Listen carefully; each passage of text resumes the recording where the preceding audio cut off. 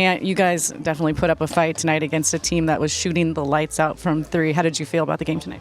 I like the way we continue to play our game and make it somewhat of a game rather than a game. And I think that's we could have easily just given up. You know what I mean? Especially in the fourth quarter, we down double digits, and we could have just laid down right there, but we didn't. And we made it a game, and we gave ourselves a chance. And I think that's a lot of growth from us. Coach talked about that that's the situation that easily you guys could have been discouraged when they keep hitting three after three, but you guys did not do that. What does it say about this squad? Yeah, just a lot of learning experiences, especially in the beginning of the year, where we didn't put our best foot forward, and we kind of gave up way early in the game than we should have, and it just speaks to all the stuff we've been through, and we learned from it. So coming into today, we knew it was going to be a tough matchup regardless of who was playing or not. They're a good team, championship team, and we just want to go out there and fight to the end. So I think that's what we did. First time that two teammates have hit 9 3-pointers on the same team in a game.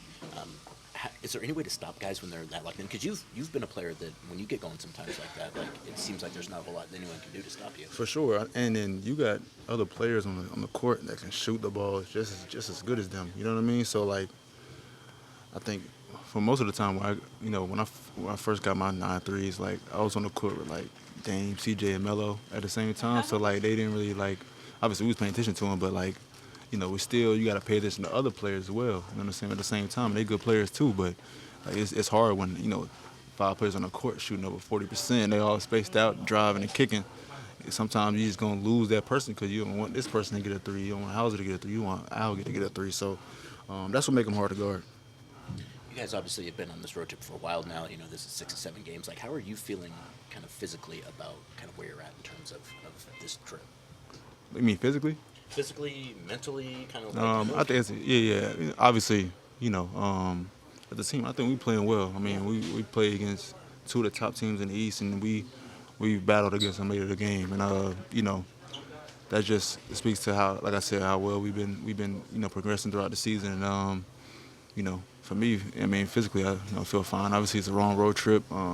Guys can get banged up, but we got to continue to push through. Only terrible part is I miss my son. That's about it. Last one. Chauncey mentioned that he was proud of the way you guys competed, and you mentioned kind of not letting go of the court. Is that?